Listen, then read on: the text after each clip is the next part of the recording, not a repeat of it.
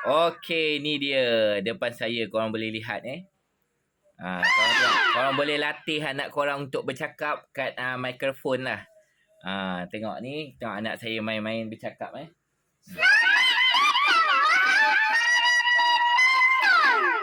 Dia lagi satu, dalam korang punya mic tu, korang boleh tukar suara Ada suara kartun, ada suara biasa, ada suara monster.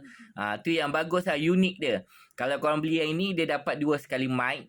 Boleh latih korang anak korang bercakap.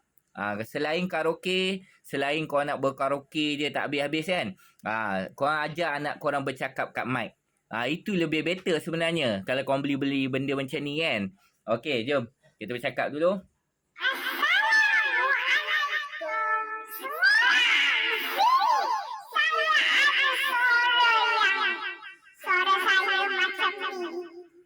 Okey, tekan di beg kuning.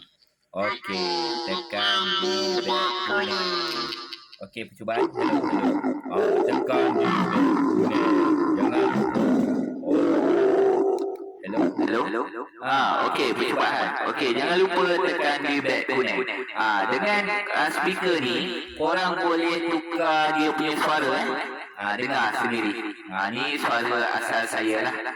Sambil tu korang nak karaoke, yang karaoke tak tentu arah tu, korang boleh ambil yang ini. Okey, ciao. Assalamualaikum.